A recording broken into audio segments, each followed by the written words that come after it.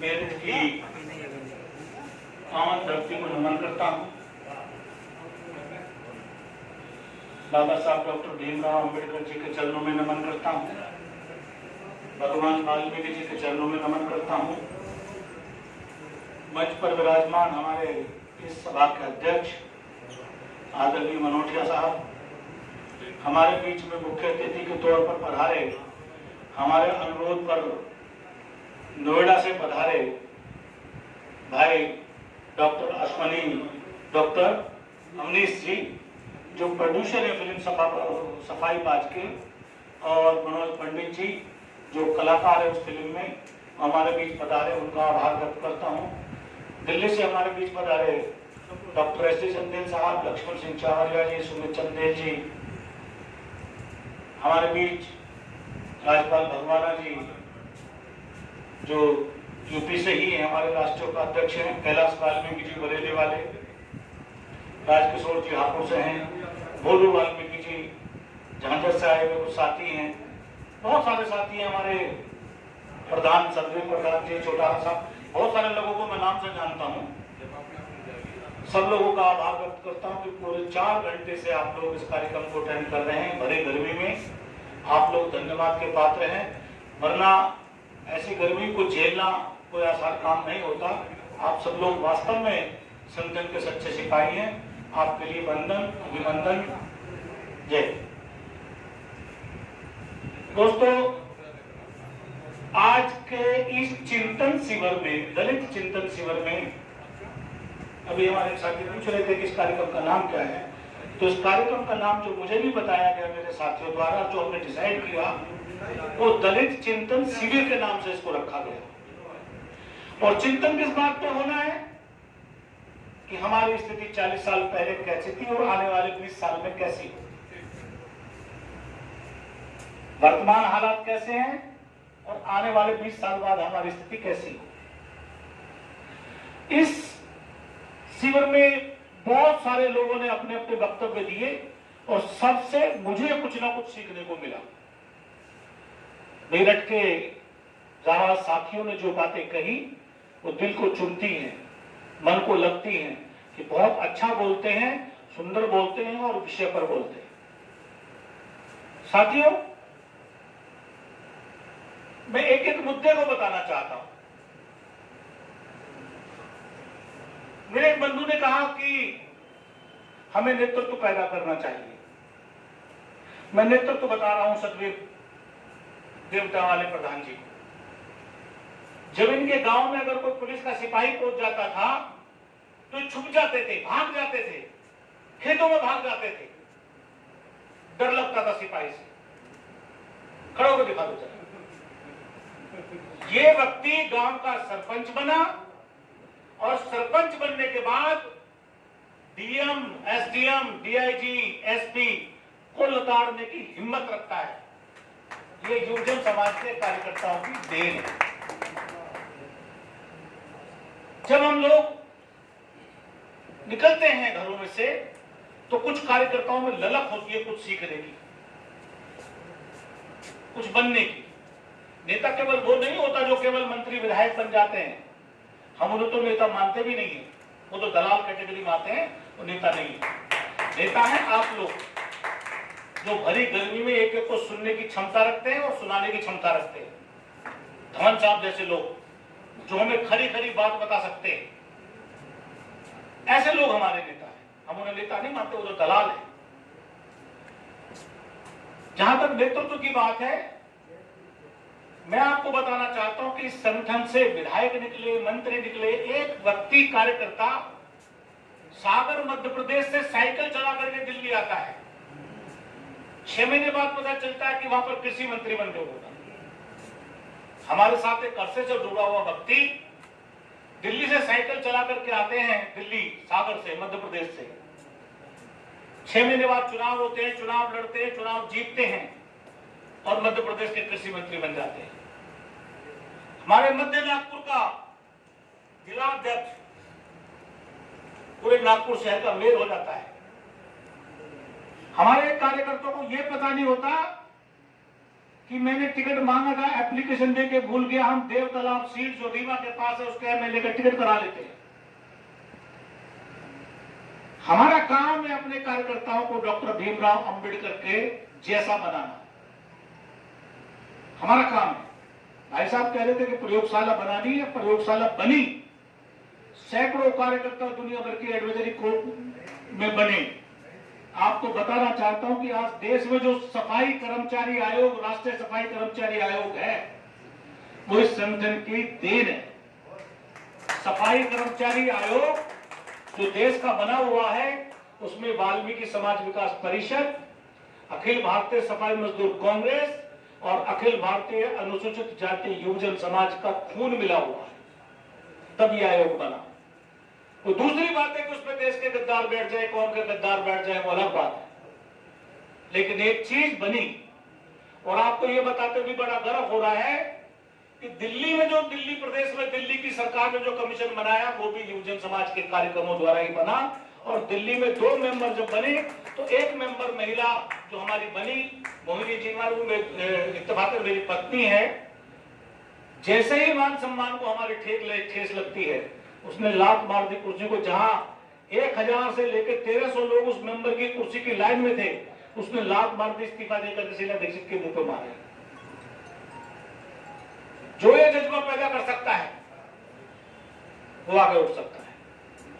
उसे महिला आयोग में बनाया, महिला आयोग में उन्होंने अच्छी सेवा की। पहली महिला थी जो दिल्ली में किसी वुमेन कमीशन की मेंबर बनी, वुमेन कमीशन की मेंबर। जनरल महिलाएं बनती है, लेकिन वाल्मीकि समाज की पहली महिला जो वुमेन कमीशन की मेंबर बनी। लेकिन जैसे ही राजनीतिक दबाव आए तो झेले नहीं, इस्तीफा मुंह पे मार दिया कि पकड़ो तुम इस्तीफा। दबाव में नहीं रहना। सीट निगम पार्षद की छोटी सी सीट होती है, 40, 45, 50 हजार के लगभग वोटर होते हैं वहां। यहाँ कितने होते हैं मुझे नहीं पता, कितने होते हैं, 10, 15, 20। तो वहां 50,000 की वोटर की कॉन्स्टिट्यूएंसी है। लड़ाया इसलिए कि जनरल सीटें हार जाएगी, लेकिन आप लोगों की खुशखबरी है कि वो जनरल सीट पर भी जीत गए। ये आप लोगों की मेहरबानी। तो नेतृत्व पैदा करना हमारा काम है। हमसे पहले बहुत सारे लोग नेता बने, पार्टियों में गए, पार्टियों से टिकट मिले, चुनाव लड़े, जीते, हारे, बने। लेकिन हमारा कहना सिर्फ उनको इतना होता है कि जब भी युवजन समाज का कार्यक्रम हो, जब भी दलित समाज का कोई कार्यक्रम हो, जब भी सफाई कर्मचारी वर्ग का कोई कार्यक्रम हो, तो आप अपनी नेतागिरी को गलत कराएं, अपने मंत्री पद को गलत कराएं, अपने जो पार्टी है उसे घर रखा है, उसके पार्टी के गुणगान गाने के लिए हमने पैदा हुए। आज अगर ज्ञानचंद जीनवाल को बीजेपी के कार्यकर्ता बुलाते हैं अपनी पॉलिटिकल पार्टी के कार्यक्रमों में, कार्यक्रम संगठन के होते हैं, और वो किसी नेता को बुलाते हैं, देश मध्य प्रदेश के गृह मंत्री नरोत्तम मिश्रा को बुलाते हैं तो भी मैं जाता हूं, मायावती के कुछ कार्यकर्ता बुलाते हैं तो भी मैं जाता हूं, कांग्रेस के कार्यकर्ता कोई कार्यक्रम करते हैं, हमारे कार्यकर्ता, तो भी हमें जाना। हमारा काम है अपने आदमी को किसी भी रास्ते से संसद में, निगम में, विधानसभा में पहुंचाना। हम किसी व्यक्ति के पीछे इस पार्टी को नहीं। और बिकने की बात तो मैंने बताया कि जब भी प्रेशर पड़ा, हमने उनको कह दिया अपनी पत्नी को इस्तीफा दिया, हमें जरूरत थी इस पदों की। जिन पदों के लिए लोग मारे मारे फिरते हैं, सुबह से शाम तक दौड़ते हैं, हमने उनमें लात मार दी, इस्तीफा मुंह पे फेंका है। साथियों, मुद्दे पे आता हूं मैं। दलित चिंतन शिविर में हमको देखना है, ये बात सभी लोगों ने बताई। पहली बात तो जब सफाई कर्मचारियों की बात आ रही है तो मुझे देख नहीं आ रहा कि सफाई कर्मचारी वर्ग के कुछ नेता तो है, लेकिन सफाई कर्मचारी, प्रॉपर सफाई कर्मचारी जो 3,500, 5,000, 10,000 में काम करता, वो लोग यहाँ नहीं है। अब जो बात हमारे यहां से निकली, उन सफाई कर्मचारियों के बीच में ले आने का काम आप लोगों का है, आप जैसे इंटेलेक्चुअल का है, पढ़े लिखे लोगों का है। आप समाज के आइकॉन हैं, समाज आपकी मानता है। आप 10 लोगों को कोई बात कहते हो, 10 में से अगर किसी एक आदमी ने आपकी बात मान ली तो मैं समझता हूं कि हम कहीं ना कहीं थोड़े बहुत कामयाब हुए। जो बात यहां हुई है, अगर वो बात आप पब्लिक में नहीं पहुंचा पाते हैं, जनता में नहीं पहुंच पाते हैं, समाज सफाई कर्मचारी वर्ग में नहीं पहुंचा पाते हैं और दलित समाज के छोटे तबके पर नहीं पहुंचा पाते हैं, तो यह आपकी समाज के प्रति गद्दारी है, द्रोह है। हमें इन बातों को अपने मोहल्लों में, बस्तियों में, कॉलोनियों में, झुग्गियों में ये बातों को पहुंचाना जो आज हमारे बीच में आप लोगों ने कही। मैं कह रहा था कि 40 साल पहले हमारी हालात क्या थे। तो देश आजाद हुआ तो बाबा साहब डॉक्टर अंबेडकर ने जो संविधान बनाया, उस संविधान की वजह से हम लोगों ने पढ़ना लिखना शुरू ही किया था। हमारा विरोध शुरू हो गया। बड़े बड़े जमींदार, पूंजीपति, साहूकार, सेठ, छोटे छोटे नेता श्रवण समाज के हमारे पीछे लग गए कि ये पढ़ना शुरू करते हैं। हमने हार नहीं मानी। हम लोग, आप लोग धीरे धीरे पढ़ लिख करके कोई बाबू बना, कोई डॉक्टर बना, कोई इंजीनियर बना, कोई कुछ बना, कोई कुछ बना, कोई कैप्टन बना, कोई इंजीनियर बने, कोई कुछ बना। और आज हम लोग, आप जैसे लोग अच्छे अच्छे कपड़े पहन करके, अच्छे मंच लगा करके, सजा करके एक दूसरे को भाषण दे रहे हैं, एक दूसरे के साथ मिल बैठ करके एक दूसरे की चर्चा कर रहे हैं। और जो हमसे गरीब, हमसे भी बहुत निचले पायदान पर व्यक्ति खड़ा, उसकी भी चर्चा कर रहे हैं। लेकिन आपने सोचा है कि हमारी वर्तमान स्थिति क्या है? हमारे जो राष्ट्रीय कार्यकारिणी के लोग हैं, उन्होंने विभिन्न बातें आप लोगों से कही है। संगठन के बारे में भी पूरी डिटेल बताई है। तो सुमित चंदेल ने यह भी बताया हमें कि 100 महिलाओं में से 80%, 84% लोग, 100 लोगों में से जिन पर अत्याचार होते हैं, 80%, 84% लोग हमारे समाजों के होते हैं, दलित समाज के। ये सारी बातें आप लोगों ने डिस्कस में लाई। ये आज के हालात है। एक मुद्दा उठा अभी कि हम केवल सफाई कर्मचारियों की बातें क्यों कर रहे हैं। कहीं ना कहीं आपके माता पिता सफाई का पेशा कर करके, पैसे कमा कमा करके, जोड़ जोड़ के आप लोगों को पढ़ा के यहां तक लाए। लेकिन आप आने वाली पीढ़ी को क्या देने वाले हैं, इस बारे में सोचें। जो हमारा 95% समाज है, वो अभी भी सफाई का पेशा कर रहा है। सफाई का पेशा करने वाले लोग जब 3000 रुपए में काम करेंगे तो आप उनके बच्चे कैसे पढ़ेंगे? आप जैसे लोग कैसे निकलेंगे? आज से 20 साल बाद अभी मुझे लग रहा कि किसी की 20,000 तनख्वाह, किसी की 50,000 तनख्वाह, किसी की 40,000 तनख्वाह। जब आप जैसे लोग रिटायर हो जाओगे, होना है, आप जैसे लोग रिटायर हो जाओगे तो आपके बच्चे मजबूरी में, क्योंकि रिजर्वेशन आपका खत्म लगभग हो गया है।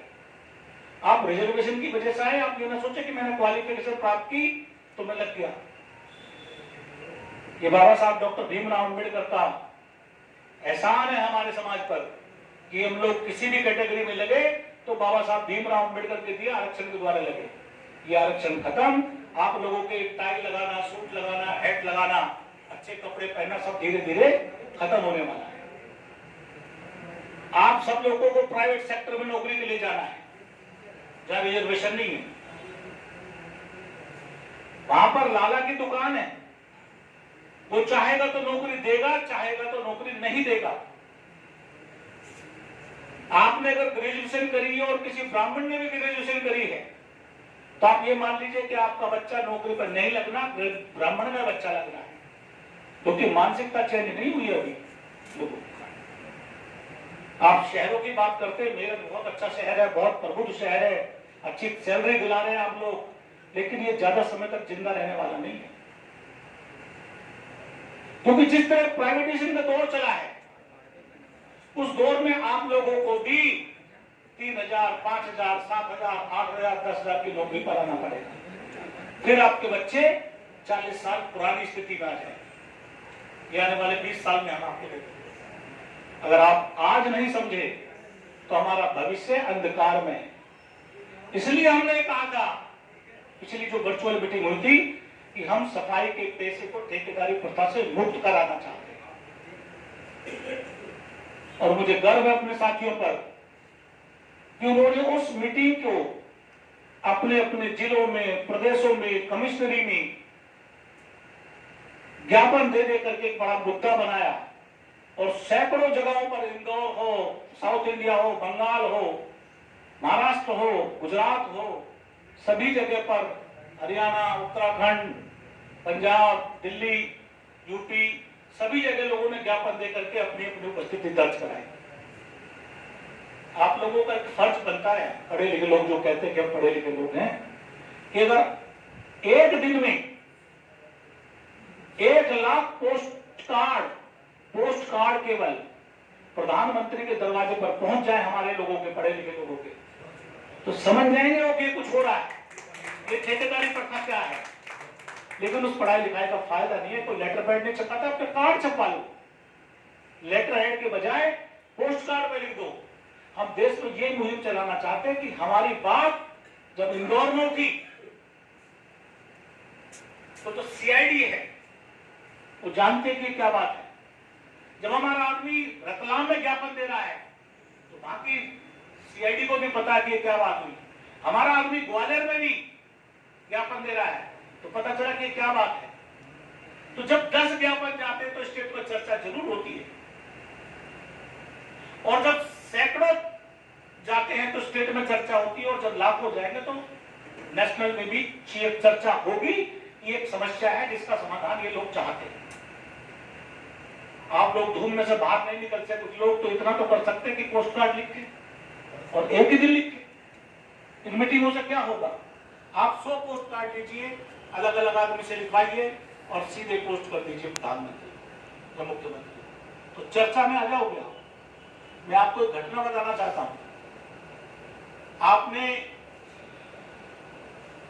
तमिलनाडु के मुख्यमंत्री स्टालिन के पिताजी करुणानिधि जी का नाम सुना है? एक आदमी रूटीन में उनको चिट्ठी लिखता था बगैर नागा। कोई ऐसा दिन नहीं गया जिस दिन उन्होंने चिट्ठी ना लिखी हो। उन्होंने उसे बुलाया और राज्यसभा में मेंबर बनाया। वो रोज कमियां बताता था कि तुम्हारी ये कमी है, तुम्हारी ये कमी है, तुम्हारी ये कमी है, तुम्हारी ये कमी है। और जब 1 लाख चिट्ठियां तुम प्रधानमंत्री को देना शुरू कर दोगे तो कुछ ना कुछ तो नतीजा निकलेगा। आज जो गरीब समाज, हमारा सफाई कर्मचारी वर्ग हमारी तरफ मुंह ताक रहा है हमारा कि ये हमारे लिए क्या करेंगे, ये हमारे नेताजी क्या करेंगे, चंदोला साहब क्या करेंगे, धवन साहब क्या करेंगे, बनोटिया जी क्या करेंगे। तो उनके लिए कम से कम इतना तो कर दो कि आप लोग उन्हें लाइमलाइट में लिया। आज सफाई कर्मचारी की कोई वैल्यू नहीं है। आपको कोई 3000 में काम करा ले, कोई 5000 में काम करा ले, करने को तैयार है। कोई अपनी कीमत नहीं लगा पा रहा है। किसी ब्राह्मण से कहो कि तू जरा हमारा कूड़ा उठाना शुरू कर दे, लैट्रिन उठाना शुरू कर दे, तुम 500 रुपए दोगे तो नहीं उठाएगा। हमारा आदमी 5 रुपए में काम कर रहा है।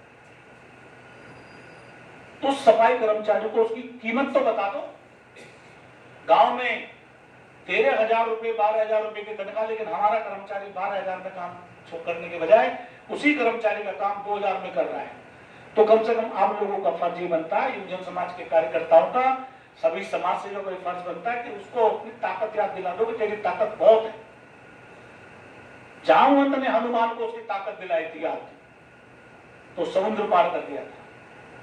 हमारा काम क्या है कि जनता में मोटिवेशन लाना, उन्हें बताना कि तुम्हारी ताकत बहुत है, उस ताकत का इस्तेमाल करो। तुम 1 दिन, 2 दिन, 4 दिन, 10 दिन काम छोड़ के तो देखो। जिस दिन तुम काम को लात मारना शुरू कर दोगे, इसको लोग तुम्हारी कीमत समझना शुरू कर देंगे। ये हमारा सफाई कर्मचारियों से संबंधित मुद्दा है आज का। साथियों, हमारा दूसरा जो वर्चुअल मीटिंग का जो एजेंडा था वो था निजी क्षेत्र में रिजर्वेशन। हम लोगों ने रिजर्वेशन के लिए जब मीरा कुमार केंद्र मंत्री थी, केंद्रीय सामाजिक अधिकारिता न्याय मंत्री, बैठक की, और तब से अब तक लगातार हम ये कोशिश करते कि निजी क्षेत्र में रिजर्वेशन हो, समान काम समान वेतन हो, ताकि अब जो ठेके पर भी काम मिले तो हमारे आदमी की तनख्वाह जो मिनिमम वेजेज है 18,000 रुपया वो मिलनी चाहिए। ठेकेदार को भी हमारी तनख्वाह 18,000 रुपए से कम नहीं देनी चाहिए, ये हमारा एजेंडा होना चाहिए। या अगर नर्सों को मिलती है तनख्वाह 35,000 रुपए, तो जो ठेके में नर्स लगी हुई है उसको भी 35,000 रुपए मिले। और निजी क्षेत्र में रिजर्वेशन इसलिए कह रहे हैं हम लोग कि जितना हमारा पढ़ा लिखा तबका वो सफाई का काम नहीं करेगा, और लाला जी नौकरी देंगे नहीं, कंपनी नौकरी देगी नहीं। अगर रिजर्वेशन कंपनी में भी होगा तो हमारे लोगों को कम से कम वहां रोजगार मिलेगा, तय हो जाएगा कि इतने लोग शेड्यूल्ड कास्ट लगने हैं, और उसमें कहीं ना कहीं 10 अगर जाटव समाज के लगेंगे तो 2 आपके भी लगेंगे, उनसे लड़ना नहीं है। अगर 10 उनके लगेंगे नौकरी पे प्राइवेट सेक्टर में भी, निजी क्षेत्र में भी, तो 2 आपके भी लगेंगे। अगर 12 इंजीनियर लगने हैं तो 12 में से अगर 10 उनके लग गए तो जो तुम्हारे 2 हैं वो भी लगेंगे। तो निजी क्षेत्र में रिजर्वेशन बहुत जरूरी है, क्योंकि सारा क्षेत्र निजी होता जा रहा है, और सफाई में हमें बिल्कुल मंजूर नहीं कि हमारे पास ठेका प्रथा हो। अभी मेरे साथी प्रोड्यूसर साहब मुझसे बैठे बैठे बात कर रहे थे, वो कह रहे थे कि अगर ठेका हमारे लोगों को दे दिया जाए तो कैसा रहे। मैंने कि हमें ब्राह्मण सताए, बनिया सताए या हमारा आदमी सताए, शोषण तो शोषण है। और हमने तो कई बार आप देखा कि आप जितने ट्रेड यूनियनिस्ट सब जानते हैं कि हमको अपने लोग ज्यादा सताते हैं, 20-20% पर ब्याज देते हैं छोटी छोटी समस्याओं के लिए, सब लोग जानते हैं आप लोग। तो हमें अपना शोषण रोकना है, चाहे वो अपना करे चाहे पराया करे। तो हमारा एजेंडा साफ साफ है, दलित चिंतन शिविर हर जगह लगाने हैं, लोगों को समझाना है कि निजी क्षेत्र में रिजर्वेशन क्यों जरूरी है। हमें लोगों को बताना है कि हमें सफाई कर्मचारी को ठेके प्रथा से मुक्त कराना है। इसमें ठेके प्रथा का मतलब कितनी चीजों से, 3,000 रुपए में ठेकेदार हमसे काम कराएगा 5,000 रुपए में। और जैसा कि मनोज पंडित जी ने अभी बताया कि वहां वाली बहन बेटियों का शोषण, फिल्म में ऐसा है क्या? मनोज पंडित जी का है, रिफ्लेक्शन है। जब आप सफाई बाज फिल्म देखेंगे तो आपको लगेगा कि हमारी बहन बेटियों की तरफ ठेकेदार गलत नजर से देखता है। वो देखेगा कि तू सुंदर सी है, तू 12 बजे के बाद आना, तेरे को 12 बजे का काम दूंगा, लोगों को 5,000 रुपए तनख्वाह मिलती, तुझे 6,000 दूंगा। हमारी बहन बेटियों का शोषण होगा, ये भी होगा। तो इसलिए ठेकेदारी प्रथा हमें किसी भी हालत में मंजूर नहीं है, और जहां है उसके विरोध में आप लोग झंडे डंडे उठा दो, लिखना पढ़ना शुरू कर दो, मैदान में आ जाओ। तो मुझे लगता है कि हम लोग आज नहीं तो कल कामयाब जरूर हो। जब अभी मेरे एक दोस्त ने कहा था कि दाना खाक में मिलकर गुले गुलजार होता है, जितने आप दाने हैं सब खाक में आने वाले हो, ये समझ लो। आपको एक बार मिट्टी में जाना ही पड़ेगा, तभी आप आगे बढ़ोगे। और इस समय दूर नहीं है, मैं अपने साथियों से चर्चा करता हूं कि ये समय दूर नहीं है, बहुत जल्दी आपके सामने वाला है। मेरे कुछ साथियों ने बताया, बच्चन साहब मेरे मित्र हैं, परिवार के आदमी हैं, अनोठिया जी हैं, कि व्यापार में आ जाओ। हम जो कहते हैं वो करते पहले हैं, बाद में किसी को कुछ कहते हैं। हम जो ग्रुप के लोग हैं, संगठन के लोग हैं, पहले करते हैं अपने ऊपर इम्प्लीमेंट, और तब आप लोगों को कहते हैं। मैंने अपने कुछ साथियों को कहा कि दुकानदारी शुरू करो। राजकिशोर वैद हापुड़ वाले बैठे, उन्होंने अपने बच्चे के लिए दुकान खुलवाई। मैंने अपने बच्चे के लिए एक शोरूम खुलवाया छोटा सा। मेरे एक साधु के बच्चे ने शॉप खोली, मेरे एक भाई के बच्चे ने डेयरी खोली, मेरे एक साथी ने और पूजा पाठ के सामान बेचने की दुकान खोली। तो हमें लगता है कि हम जब तक बिजनेस में नहीं आएंगे, हमारा आर्थिक उत्थान तो होना ही नहीं। नौकरियां है नहीं, है तो ठेके पर हैं, और ठेके पर हमें कोई रखेगा नहीं, क्योंकि हम समाज के लोग हैं। तो इसलिए हमारा व्यापार में आना जरूरी है, चाहे वो छोटा हो, ठेली पर काम करने का। तो हमने ये बात अपने से लागू करी, तो हम अब आपको कहने के हकदार हैं।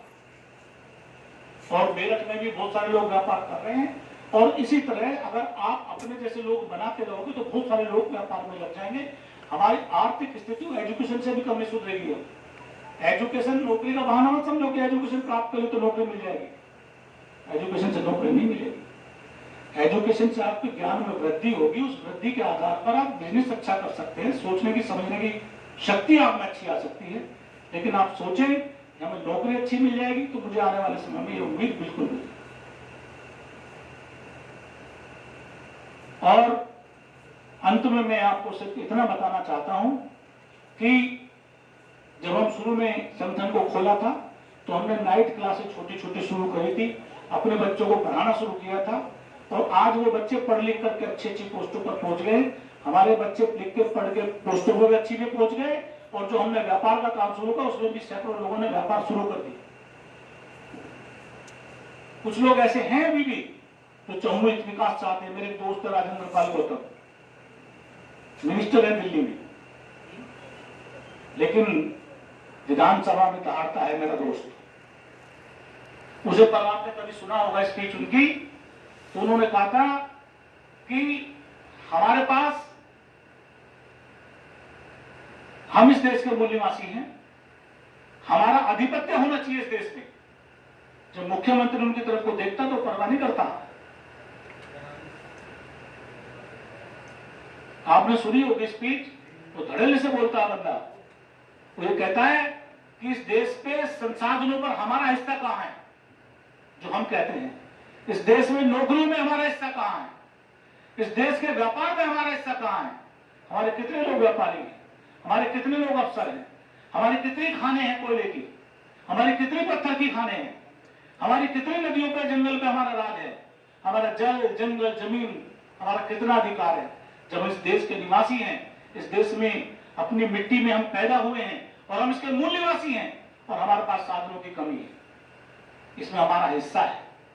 और हिस्सा ही नहीं, हम इसके मालिक हैं, आप नौकर हैं।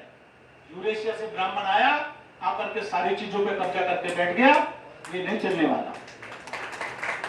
जब ये बातें आप जनता तक ले जाओगे, उन्हें समझाओगे, और जिस दिन उनकी समझ में आप समझाने में कामयाब हो गए, तो वो देश हमारा होगा, इस देश की सत्ता हमारी होगी, इस देश के व्यापार पर भी कब्जा हमारा होगा, इस देश की एजुकेशन पर भी कब्जा हमारा होगा, और इस देश के जो खनिज की खाने हैं वो भी हमारे। ये आपको अपनी जनता को समझाना पड़ेगा। मेरे एक दोस्त, मैं बताना चाहता हूं कि मैं मस्जिद के आगे एक बार एक कुर्सी डाल के बैठा हुआ था, तो कुर्सी पर बैठे बैठे मुझे मौलाना साहब की आवाज आई।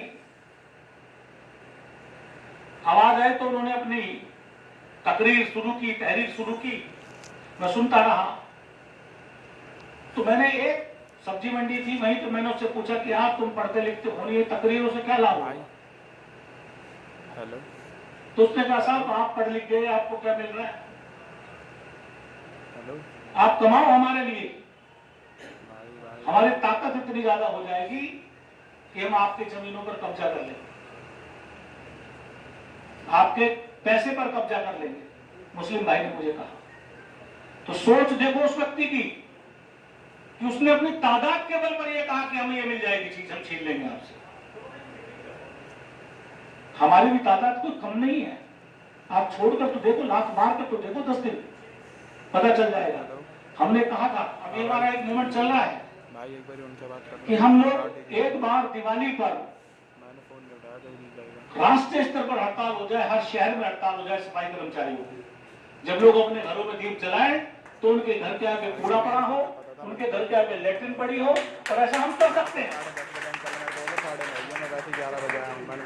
हमने कब नहीं किया, जल्दी मैं तेरे बेटा बैठूंगा, मैंने भाई आ रहा हूं।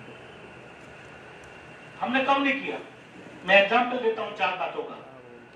हमने सक्षम लोग पैदा किए, चावरिया जी मौजूद हैं मुझे लगता है, सरदार बूटा सिंह आयोग के चेयरमैन थे, हमारी एक बेटी के साथ बलात्कार हुआ, हम पहुंचे, दर्ज कराई शिकायत, गृह सचिव को दिल्ली बुलवाया गया। आप मानेंगे कि पूरा का पूरा थाना 1 घंटे के अंदर सस्पेंड हुआ। डीएसपी को जांच सौंपी गई, कोर्ट रोज लगनी शुरू हुई, मुआवजा सेम डे मिला, तो ये सारे काम एक दिन में 1 घंटे में होते हैं अगर आप करवाना चाहो।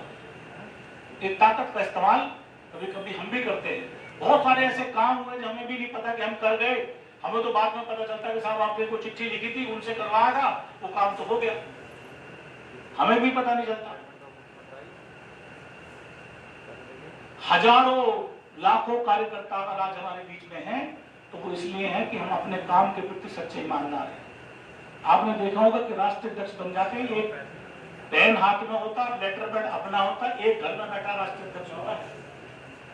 हमें क्या जरूरत पड़ी है दिल्ली से मेरठ आने की, दिल्ली से तिरुवनंतपुरम जाने की? हम मद्रास जाते हैं, बॉम्बे जाते हैं, कलकत्ता जाते हैं, फ्लाइटों से जाते हैं, पैसा खर्च करते हैं, लखनऊ जाते हैं, देहरादून जाते हैं, पंजाब जाते हैं, उत्तराखंड जाते हैं, राजस्थान जाते हैं, मध्य प्रदेश जाते हैं। क्यों? जब तक हमारे लोगों में जागृति नहीं आएगी हम भी लगे रहेंगे, चाहे हमें कितनी बार जाना। हमारा काम आप जैसे ज्ञानचंद जीनवाल पैदा करना, आप जैसे बाबा साहब अम्बेडकर पैदा करना है, बाकी काम तो आप अपने आप कर लेंगे। मैं अंत में एक बात कहना चाहता हूं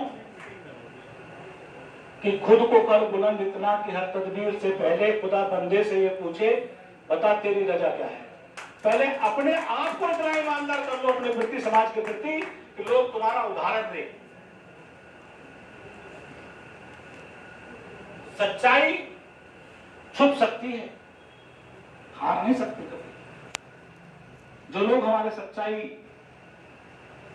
सच्चे नहीं है समाज के प्रति, उनको भी बेनकाब करने का काम आप लोगों का है, जनता में लाने का है। लोगों को बताओ कि अभी राजवीर दिलेर जी का किसने नाम लिया था? आपने लिया था। तो लोगों को बताओ कि ये गद्दार है कौम की, न केवल कौम का गद्दार है ये आदमी, बल्कि देश के लिए गद्दार है। हमारी जो पीड़ा है उसको ये बेच देते हैं, हमारी तकलीफ से भी पैसे कमा लेते हैं। मैं सब आप लोगों का फिर आभार व्यक्त करता हूं कि आपने इतनी देर मुझे सुना। मैं आपका धन्यवाद व्यक्त करता हूं कि आप लोग 4 घंटे से यहाँ बैठे हैं। धन्यवाद।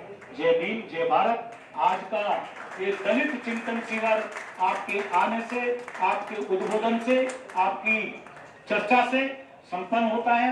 मैं आप लोगों का धन्यवाद करता हूं और मनोठिया जी को निवेदन करता हूं कि वो आए और अपना उद्बोधन भाषण दें। आदरणीय मनोठिया।